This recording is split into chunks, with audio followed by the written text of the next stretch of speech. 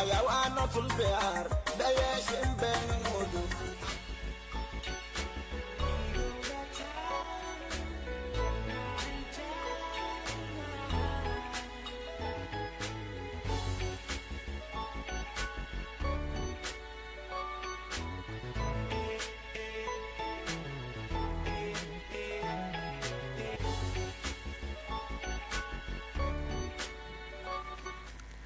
All right, good morning to you wherever you are listening to your number one Smash station, Smash 88.1 FM. The program is Smash Lens, and like I always tell you, anytime you listen to the song that is coming before the commencement of the program, it gives you an idea of what the topic of discourse is going to be. And this morning is not going to be different. I mentioned it already when we had the newspaper press review. I mentioned it on press review. I also mentioned it when I was on Smart Sports that this morning we are going to be focusing our lens on religious issue. And it's not really about religious issue. It's just to reflect the move of at the moment because what we do on Smash Lens is we look at what is happening at the time. We now focus our lens on it to actually dissect and analyze it. And this morning it's not going to be different. A lot of you at home are enjoying the Eid al-Maulud holiday, and that is why what we are going to be doing is in line with that. And we're going to be taking a look at the example of Prophet Muhammad sallallahu alaihi wasallam, and what a Muslim should be looking at towards a better society, looking at his example towards a better society and towards a better nation. We are Nigerians, and of course quite a number of us are also residents of Ogun State, so we are looking at the Prophet's example and how we can have a better society in Ogun State, in Nigeria, and in general. That is what we're looking at, and particularly who is a Muslim and how should a Muslim kind of live his life, either with his Muslim brothers and sisters and those that are not even Muslims, because this is a secular state. We are talking about other religions. We have three major religions in Nigeria. We have constitutionally, let me put it that way, we have Islam, we have Christianity, we have the traditional religion, and we all coexist. So all of these we can find in the examples of the Prophet sallallahu alaihi wasallam, because during his time there were people that were not Muslims and he actually lived with them. And when we're talking about governance, he was a leader. So many things that you can actually learn from the life and times of the Prophet sallallahu alaihi wasallam. Most importantly for Muslims, what a Muslim believes, which my guests in the studio are going to be dissecting, is to believe in the Quran and to believe in the deeds and the sayings of the Prophet sallallahu alaihi wasallam. That is why even in the Quran, Allah said in a portion of the Quran that Bada Uslam Shaitan Rajim Bismillah Rahman Rahim, that Laqad kana lakum fi Rasulullah uswatun hasana, that the best example for you as a Muslim is in the Prophet sallallahu alaihi wasallam. So I'm not going to be doing that. I'm just kind of laying a foundation of what we're going to be doing this morning on the program, taking a look at the life and times of the Prophet sallallahu alaihi wasallam. And we as Nigerians, we as residents and people of Ogun State, how can we cue from that examples, the example of the prophets, and have a better society? So many things are wrong in our society. We see a lot of Nigerians being religious but not godly. We see a lot of Nigerians being religious but they are not God-fearing. So this morning I'm being joined by two scholars, religious scholars. I have in the studio with me Imam Nuruddin Olajire, who is the chief imam of Darus Salam Central Mosque, Oluwo, Nikolobo, Abeokuta. Imam, assalamu alaikum to you, sir. Wa alaikum salam wa rahmatullahi wa barakatuh. Welcome to the program. Yes, sir. I also have in the studio with me Dr. Tajuddin Usman, who is a lecturer at the Tashulari University of Education, and of course is the Naibu Imam of Old Funab Mosque at Isalekbe, Abeokuta. We used to call it mini campus because, like I mentioned to you when he stepped in the studio, in case a lot of people don't know, I'm actually a graduate of Federal University of Agriculture, Abeokuta, then University of Agriculture, Abeokuta, and I'll forever be proud of that because I know the number of years it took us to actually have that certificate, and that is a school I'll always be proud of. So then that was where I started my undergraduate days at FUNAB. It was the mini campus then, even though the mini campus is now at Maoko. Anyway, it's not about me, it's about what we're going to be discussing this morning. So Dr. Tajuddin Usman, welcome to the program. Assalamu alaikum. Wa alaikum salam wa rahmatullahi wa barakatuh. All right, let's get into it. But before then, let me tell you that those of you that are listening at home, you also have the opportunity of calling on 07069 914 794 080-69914794. It doesn't matter whether you're a Muslim or a Christian.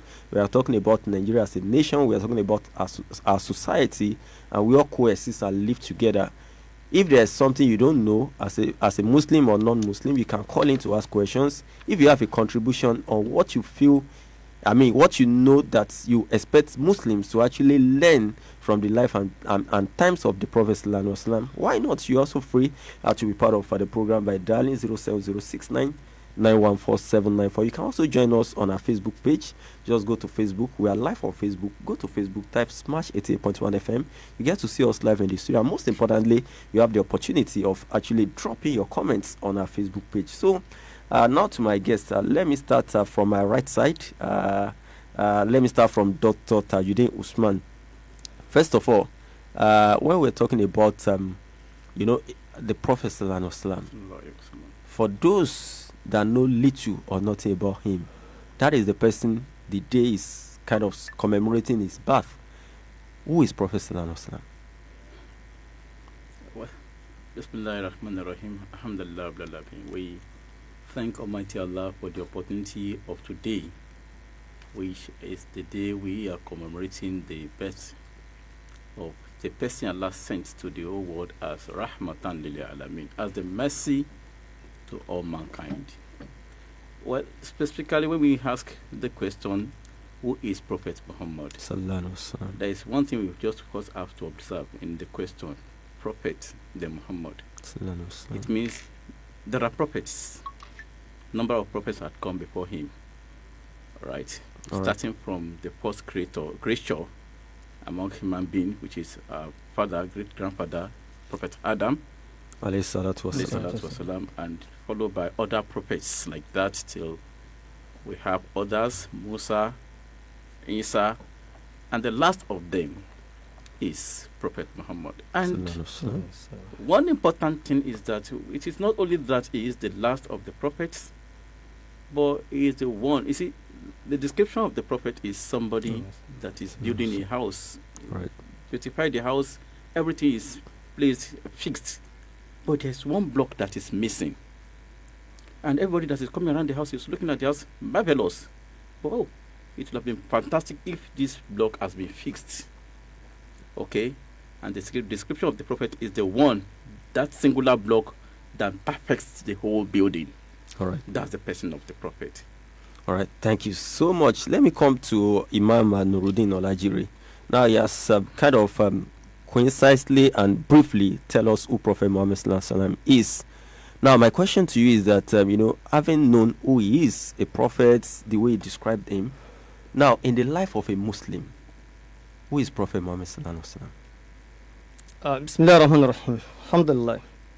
Salatu wassalam ala Rasulillah sallallahu alaihi wasallam. I thank you and I congratulate Muslims throughout the world for the commemoration of the personality of Prophet Muhammad sallallahu alaihi wasallam. Actually, we are not doing a merry-making celebration. All right.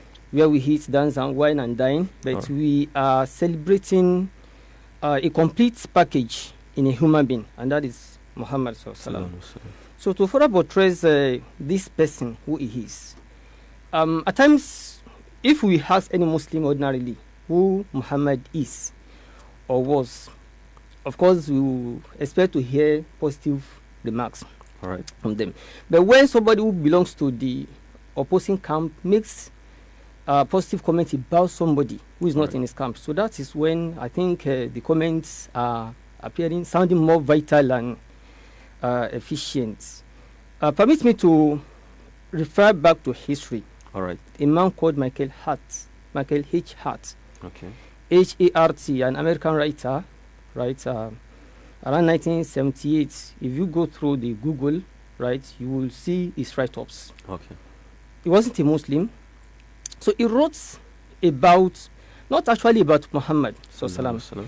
His intention was to dig into history and look at who are the great men that had actually made positive influences across the globe, right? Okay. So he came up with the title, the 100 ranking of the most influential persons in history.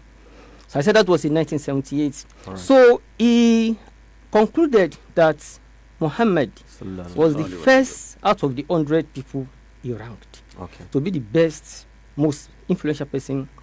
He ranked Galileo as 12th, Aristotle as 13th, Charles Darwin, those of us who have read history, we know him, 16th person, Augustus Caesar, he gave him 18th rank. Isaac Newton was second, and so on and so forth. Right now, when he was asked why did he rate Muhammad as the first person, actually he said his intent was not to rank on greatness as a criterion, but rather to look at those whose actions has mostly changed the course of human history positively. So he said now on Muhammad Sallam, he asserted that Muhammad was supremely successful in both the religious and secular realm. That's where I'm going. All right. Right? Somebody, a figure we can learn, we can see as a model when we talk of religiosity. We can see him as a model as well when we talk of secular aspect of our lives. So is that ordinarily what Muhammad Sallallahu Alaihi Wasallam is to a Muslim? That's what he represents. All right. Now let's now look at this. I'm going to be saying this to the two of you. I'm going to be asking the two of you. Now, looking at him as an example, because when we are celebrating someone, we are celebrating his life and times beyond, being a Muslim and all that. You just mentioned it, and that's why I'm taking it from where you stopped. That is somebody that not only a role model in spiritual realm or religious realm, that even in secular realm, and that is the major thrust of this particular topic we are discussing in commemoration of his birth.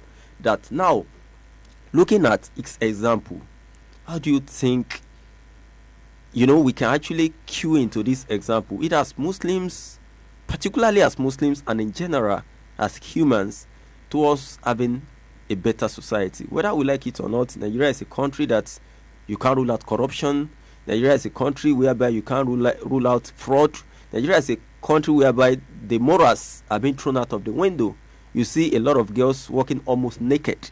You see a whole lot of things. You see a lot of guys, their trousers are dropping. I'm not trying to criticize anybody. We are just talking about even when we were young, beyond religion, beyond whether you're a Muslim or you're a Christian or what have you, there were certain standards of life. You understand? So all these things are no longer there. A 13-year-old that is still a secondary school is already dreaming of driving a G-Wagon. I'm not saying there's anything wrong in aspiring, but life is in stages. So looking at the fact that is a role model, so how can people, either as Muslims in particular and non-Muslim in general, cue into the life of this person, and look at him and look at how we can have a better society? As a Muslim, the question is for the two of you. As a Muslim, how can I cue into his life to ensure that from my own end, either as a child or as a father or as a mother or in our household, that we live a better life and we have a better society? Because when we are talking about society, it starts from the home. So how can we cue in that? And if I'm a Christian, I'm not a Muslim, I don't go to mosque, I'm not Abdul Razak, I'm not ablative, I'm not. But they said this person has actually lived a good life. What are the good things that I can emulate from him towards having a better society? Let me start from Dr. Tajuddin. Thank you very much. Before the arrival of the Prophet of Islam, Prophet Muhammad sallallahu alaihi wasallam, there was a social order. Okay. There were things that were happening then. But this person we are talking about was not an angel, a human being like you and I. All right. He had parents. Okay. Was given back to. Okay. And he grew with some people. Right. But right from his childhood, let's begin from that. Who was he as a child? Okay. He was a trustworthy person. Okay. Somebody that we can always say, oh, if it is Muhammad, then we don't have problem. Okay. Even as a child. And that was why he was nicknamed Al-Amin, meaning the trustworthy. Right from childhood. Okay. Even before becoming a prophet. Even before becoming a prophet. So that was why I'm saying that we don't just look at him as a prophet. Otherwise we're going to be looking at a spiritual person. Okay. But let us look at him as a human being. All right. Who was he? Okay. Even as a child, before becoming a prophet, he was trustworthy. The elderly ones, colleagues, contemporaries will prefer to keep things with him, because whatever they keep with him, they are sure that it is secured. All right. When it comes to judgment, they understand that, when it comes to, if it is Muhammad that wants to judge between us, it will be just. Okay. So that is the personality is made up even before becoming a prophet. Right. This is not hidden. It is written everywhere. If you just Google, you'll see him. You read about him on Google. So it is now, the world is now a small village. A global village that you can just get everything at the tip of your hand. Okay, so this is who he was even as a child. And he grew up in that line. So the first thing is that we as humans today, Nigerians, what is the ethics we are bringing in our children? All right. Who are our children? Are we such a complacent parent that will just, it is their world, their genes, what do you call them? Gen Z. Gen Z, I don't understand very well. I'm sorry, because I don't belong to that generation, So this is their generation. Some people will say, So it wasn't, unfortunately, this person we are talking about, his father died before he was born. And his mother also died when he was just 6 years old. So the fact that you are an orphan doesn't mean that you misbehave. You see that just like you said, when we were young, there are certain mode of dressing that whoever dressed that way will say, this is dressed like a madman. You call that? But today it is what is in vogue. The order of the day. And those that are dressing in such manner, they have parents, they have elders, they have people in the community that are looking at them. And the failure to call them to order, to bring about the right things in them, is what is degenerating into the situation we are finding ourselves in the country today. Otherwise, we'll just be preaching. If you don't take the preaching to the grassroots to make the children to begin to behave like the Prophet of Allah, even when he wasn't a prophet, then our future is bleak. All right, Ustaz, what are you adding to what Doctor have said? Yes, Jazakumullah khair, thank you. Wa yakum. I'm still hammering on the points, the comments of Michael Hart, right? That Prophet Muhammad Islam was successful in both religious and secular realms. All right. Now in Nigeria, what problem do we have? Part of it corruption. We cry every day. We call it corruption. Moral decadence. And so on and so forth. Those who are leading us are not being transported from another country. They didn't just drop from heaven. Right? They came up as leaders from amidst us. Prophet Muhammad Islam was a leader. And according to Michael Hart, he was a successful leader. He touched the life of people positively. Okay. So why are we not enjoying that kind of leadership in Nigeria? Okay. So it raises 1001 questions. Right. Then as followers, why are we not doing our responsibilities? Okay. Right? So the Prophet Islam says that Kaifa ma takunu yu'ammaru alikum. As you are, so will be your leaders. So what it means is that our leaders are we. And we are our leaders. So is this the kind of leadership personalities that we deserve that we are enjoying at present? So if we deserve another set of leadership, then we start from the grassroots to learn a lot of things from Muhammad Islam. One of such is arifku wa rahma, passion and mercy. So a leader that will not want any of his followers to suffer for whatever reason was Prophet Muhammad. So that is part of what we desire in our leader. A leader that will not be enjoying Muhammad had the opportunity of enjoying material wealth, everything, because he was not just leader of a section of the world. He was a leader for the entire universe, for everybody. So he had the opportunity of enjoying all what the leaders then did enjoy, right? But he didn't. Why? Because if you are a leader and you be a successful one, you have to live a moderate life of moderation, not extravagance, not extremism. Then as followers as well, right? You just have to at least change our orientation, our value systems. What are the things we should value? What are the things we should not value? How do we relate with ourselves? How are we going to be merciful, have passion with one another? As a trader, if I want to sell this commodity, right, I purchase it for 5,000 naira, and if after selling it for 7,000 naira, I'll still make reasonable profit, then why do I have to sell it 10, 15,000 naira just because it is scarce? Muhammad was not like that. So the people that were with him were not like that. Muhammad Rasulullah walimamahu ashidahu al kufari ruhamahu bainahum. Amongst themselves, they were merciful unto themselves. So not until we people of Nigeria have mercy for one another and we are not selfish, then our leaders there will not behave the way we expect them to be. We should not expect magic to just happen overnight, right? It is a general thing. We have a role to play. They have roles to play. So if either of the sides fail in his or her role, then we won't be able to record the success or the changes, positive changes that we think we desire. All right. I think, you've actually said a lot. Doctor was talking about the fact that, even as a child, towards having a better society, and as parents, make sure that you are raising trustworthy kids, that the Prophet was. If you're having people that are trustworthy, definitely will not be talking about corruption. We will not be talking about fraud. He was also talking about, his impeccable character beyond being trustworthy as a child, even before he became a prophet. So that if we are now having kids and, parents that are raising kids with impeccable character, definitely we are going to be having a better society. These are things that he has told us that we can learn from who we are celebrating his birth today, to actually have a better Ogun State, to have a better Nigeria, and of course to have a better society. And there is a saying that what you don't have, you cannot give. So if you are not trustworthy as a parent, there is no how you can raise a trustworthy, you can raise trustworthy children.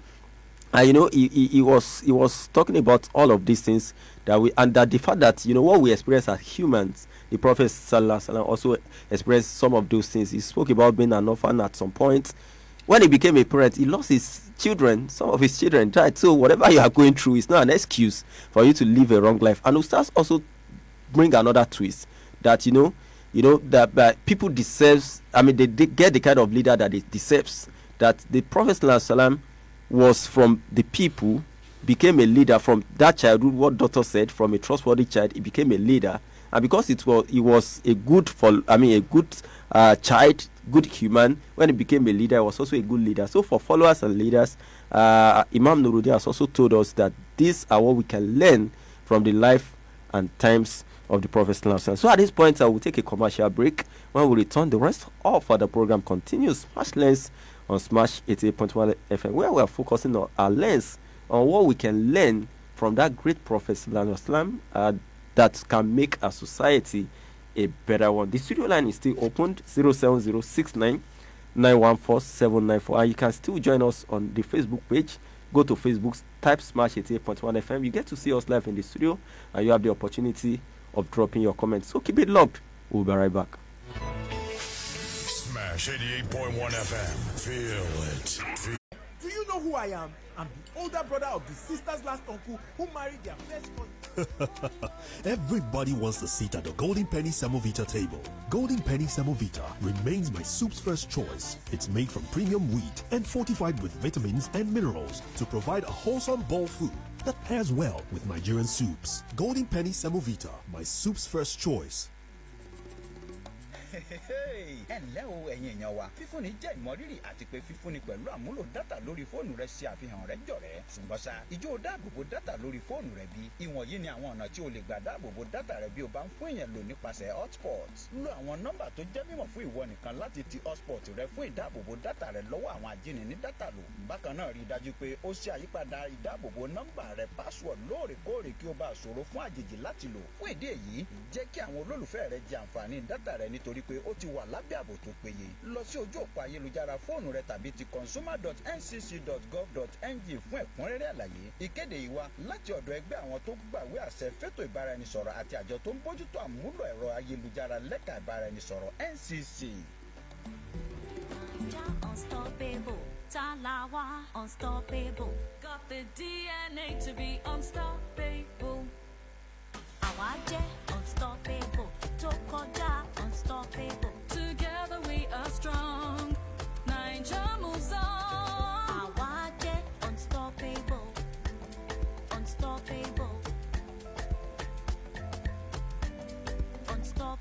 láti la oòrùn dé ìwọ̀ oòrùn eré ìje ṣì ń tẹ̀síwájú gbèsè àwọn akọni Naija òkè òkè làwa ń rè.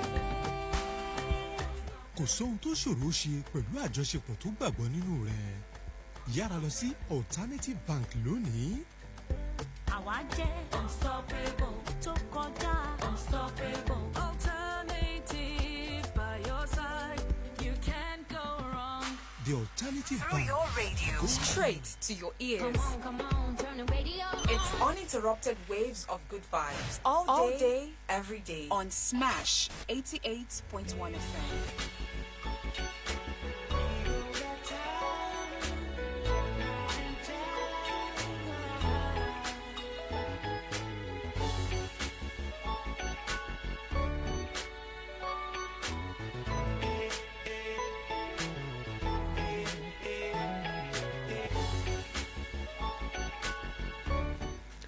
All right, welcome back from that commercial break. I still have in the studio with me Imam Nuruddin Olajire, Chief Imam Darussalam Central Mosque Oluwo Onikolobo Abeokuta, and of course I also have Dr. Tajuddin Usman, a lecturer at Taishulara University of Education in Ogun State here, and also the Naibu Imam of Old Funab Mosque Isale Abeokuta.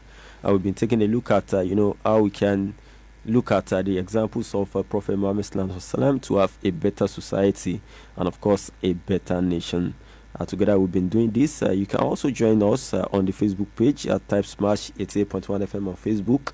You get to see us live in the studio. If you like to call in, you can call in on 07069 914 794. The program is Smash Lens on Smash 88.1 FM.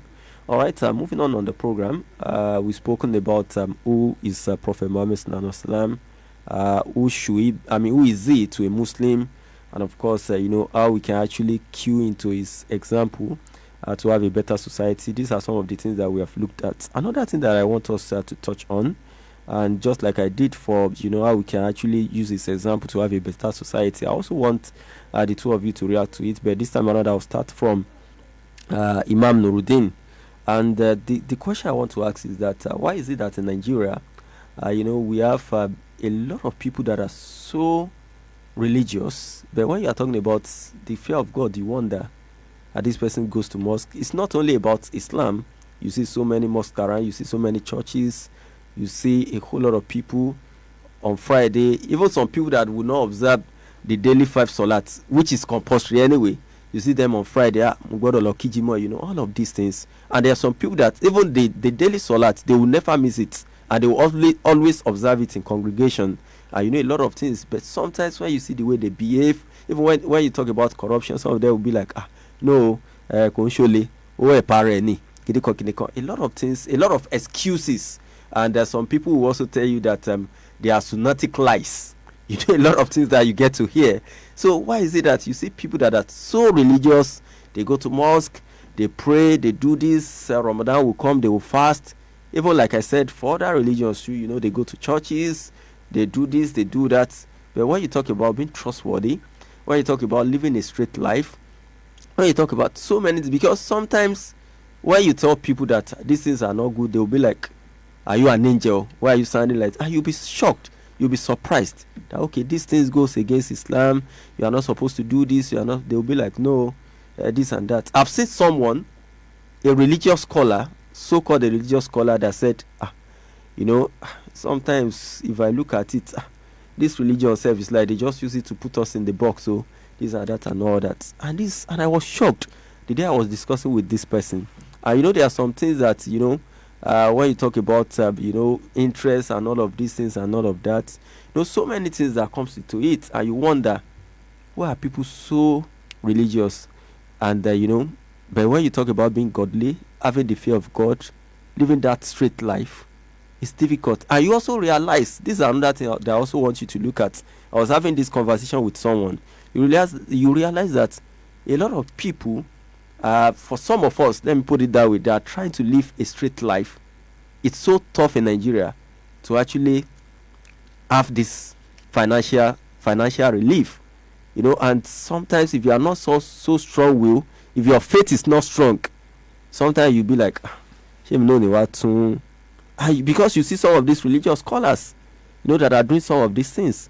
So why is it that the question is, why is it that a lot of Nigerians are so religious, but that fear of God and being godly is not really there? Imam Nuruddin.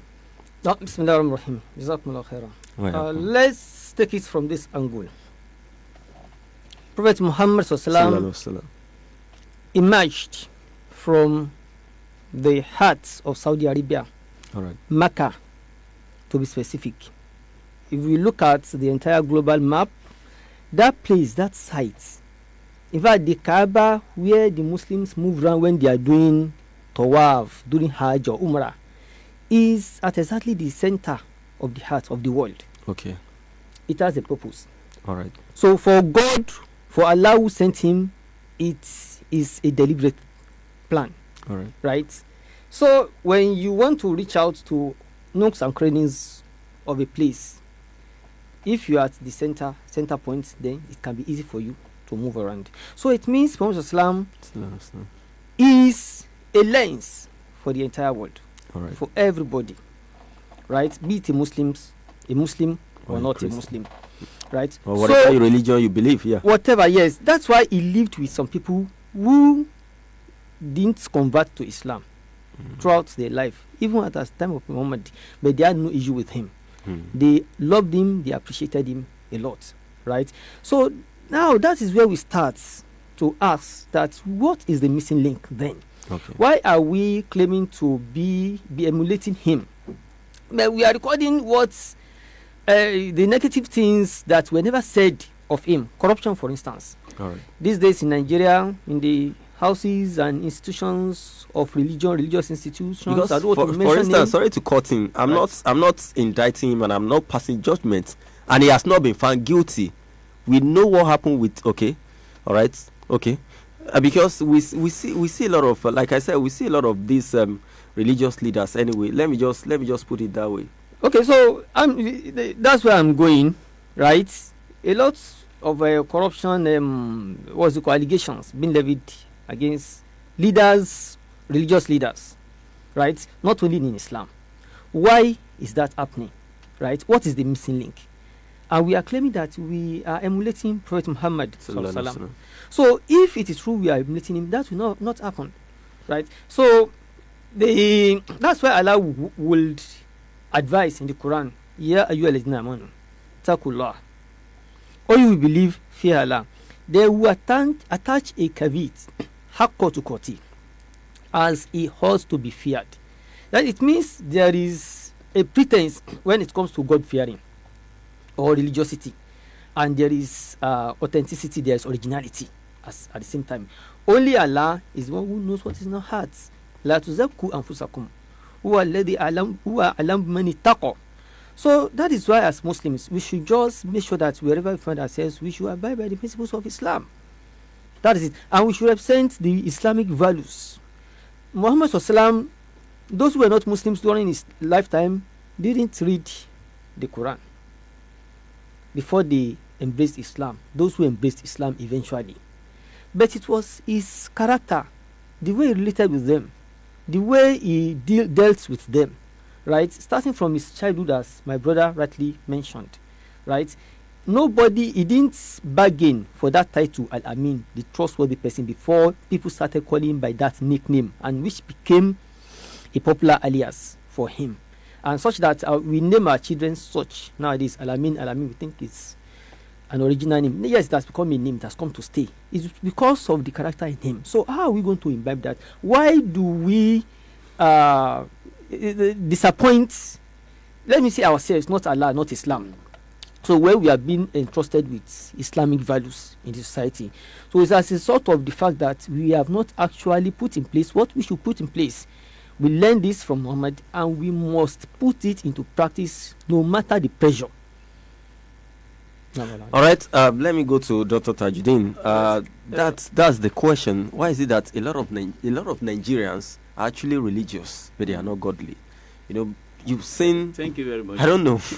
Well, personally, let me begin by saying this: that I always feel somehow if you say Nigerians, because it's not only about Nigerians, of but course, it's about humanity, okay, human beings generally. So I don't always like a situation where we paint Nigerians as the usual bad people. Okay. No, I feel somehow whenever it comes up like that. So I'm sorry. Okay. That's one. Two, well, there are religious leaders and there are acclaimed religious leaders. In the person of the prophet.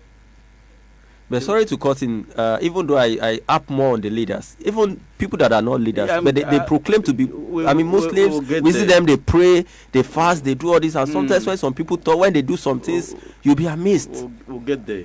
But let's talk about the leaders, then we'll get there. There are leaders and there are leaders. All right. Okay, the prophet of Allah is a leader, excellent, not an acclaimed leader. All right. But there are certain things that we should look at. You see, the same thing that is happening to the leader, just like you said earlier, is what is happening to the followers. Right.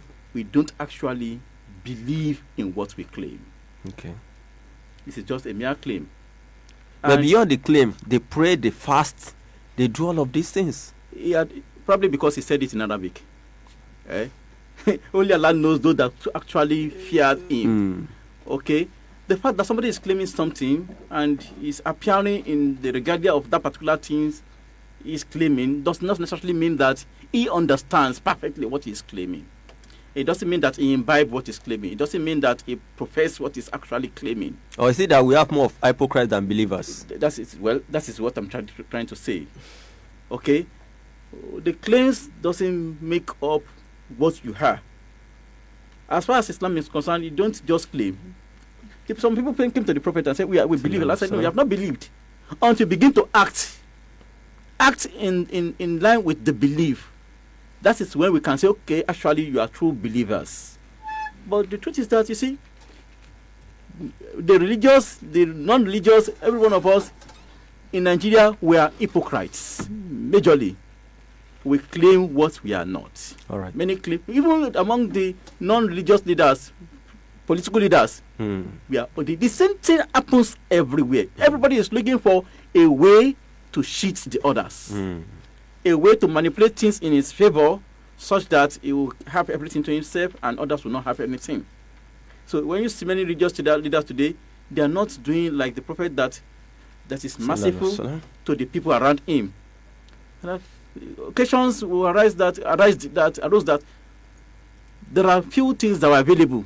The prophet will prefer that it goes around the people before it comes back to him. But leaders today will even take the little in your hand to add to the numerous that they have with them.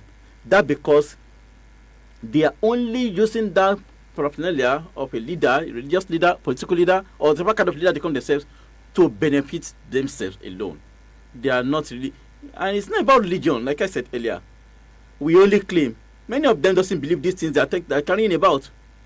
Religious leaders, political leaders, on the day of inauguration, you ask them to swear by the Quran or by the Bible, not because they believe in it, but they see it as a way they can usually cheat the people. They can deceive the people by it.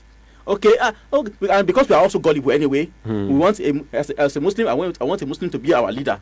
As a Christian, we want a Christian to be our leader. So they use that to divide us and to cheat us because we are gullible, not because they are religious.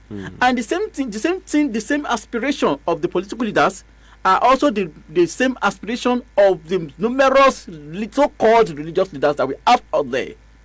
And that's why, at the end of the day, we will begin to say, what is the difference between these so-called religious leaders and the political leaders? The political leaders are cheating, they are manipulating things in the political scene, while the religious leaders are doing the same thing in the religious centers. Many of the religious leaders. So it is not. We are where it is being worshipped. It is not religion that is at fault.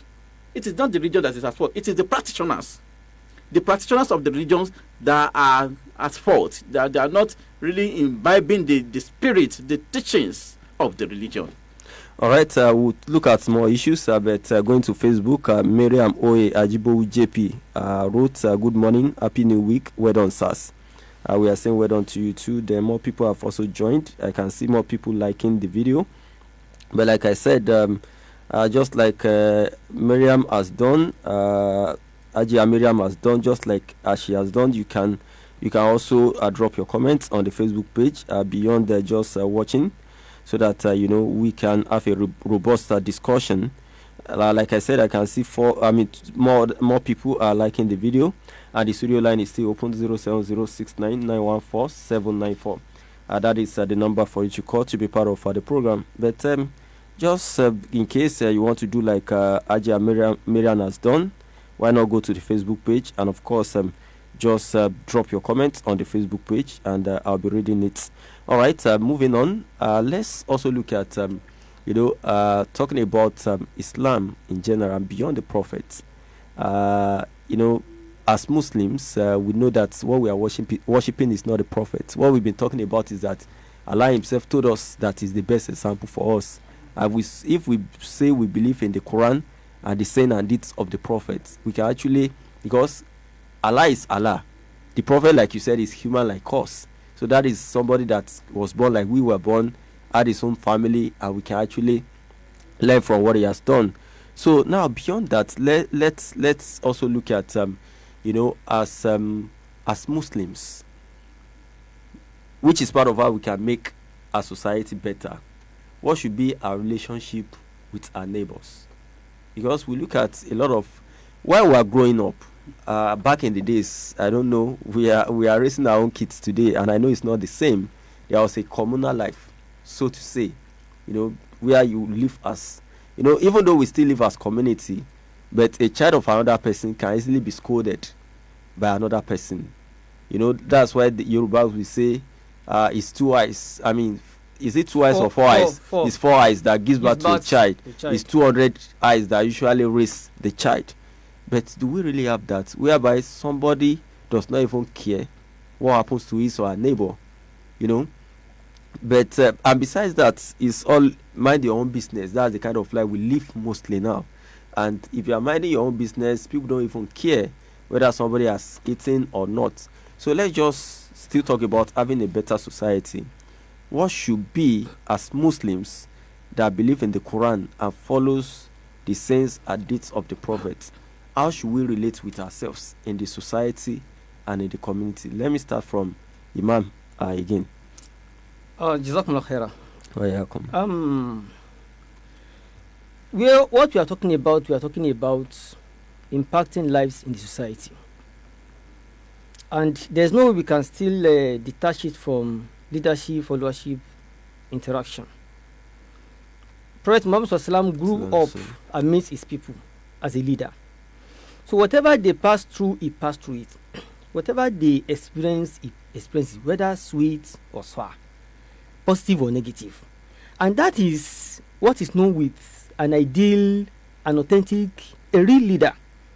A leader does not keep him or herself somewhere and be enjoying all the merriments of life and be telling the people to at least manage and to persevere, right? To be patient. Mm-hmm. Permit me to quickly bring up this practical example. When in the past people go for Hajj, all right, the pilgrims from Lagos states, their performances, their attitude was described with nothing than wishy-washy attitudes. All right. Right? More of negative attitudes over there in Saudi Arabia than positive. But after when they had a leader of a Hajj commission, right, in the name of Honorable Dr. Abdulhakim, right, he changed things, right, round for good. How did he do it? Right, he said in those parts when they were not behaving well, those who led them to Hajj would book themselves for 5-star hotels. That's where they will be. The others ones will be in elsewhere. So they don't really monitor the pilgrims they led to Saudi Arabia. But when it was his own time, he would stay within them. It is the hotel where Lagos pilgrims stay that he will stay. They experience the same thing. When there is no food, they experience it together. When there is food, they eat it together. So as a result, it was very, very easy for him and his escorts to actually pass these house instructions while the pilgrims will obey strictly. Eventually, Lagos was among those who were winning awards from Saudi Arabia for good performance. So that is how it should be amidst us. So when our leaders say we should persevere, we agree. We should endure, we agree. But are they actually having a taste of what we are having? Are they experiencing what we are experiencing? Are they experiencing situations of lights out where there's no light and they put on gen? Are they actually not having access to? We can see they are lavishing money, spending our money, right? So how can there be that gap breached? No, it's not possible. So not until we have that situation being turned around. So if we see somebody who represents us in Abuja, who has to be assisted by his car being pushed, right, on the road, and that is exactly what we are experiencing, then we will know that, okay, we are in the same, in it together, and we will always obey them and listen to them. But if they are into luxury while we are suffering, no, we won't accept that. So now, coming back to what you have said, the Prophet has encouraged that man kana yuminu billahi wal yawmil akhir falyukrim jaro. In fact, Muhammad made us to realize that if you claim to be observing Salat, fasting, going to Mecca, and so on and so forth, but moral-wise, social relation-wise, you score 0, you may end up not entering the paradise you are aspiring that you enter. You may end up entering hell. So that's why he said, whoever believes truly in Allah and in the day of judgment, the person must live well with his relatives, with his neighbors. Right. In fact, at a point, Muhammad Islam made us to realize that Jibril, the angel that Allah did send to him, came at a point to be giving him instructions about his neighbors, such that he thought that after his death, they will mark part of his inheritance to his neighbor. So it means that our neighbors, be it Muslims or non-Muslims, they are very, very important. We must mind the way we relate with them. That's why he instructed that man roha minkum munkaran falyughayyirhu.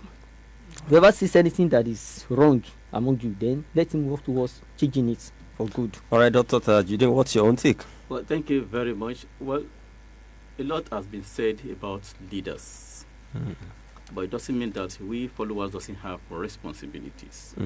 We actually have responsibilities to discharge to make our nation, our state, a better and a desired place. You see, there is no religion that teaches to be violent against one another. All right. There is no religion that teaches to be hostile against one another.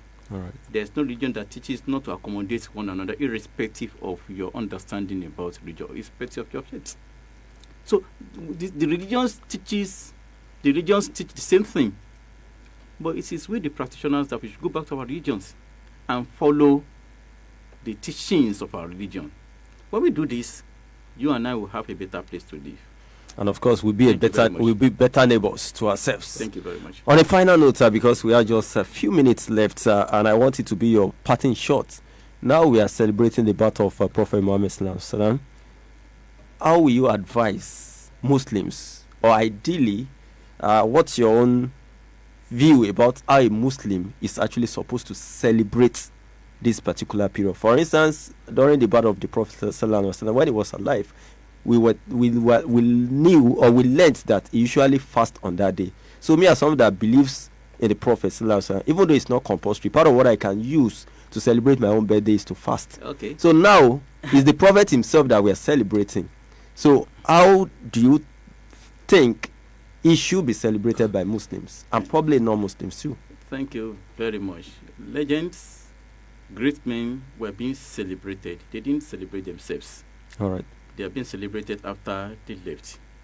But the most important way, see, it's not about just the fasting alone. It's not about just being doing the so-called religious acts alone.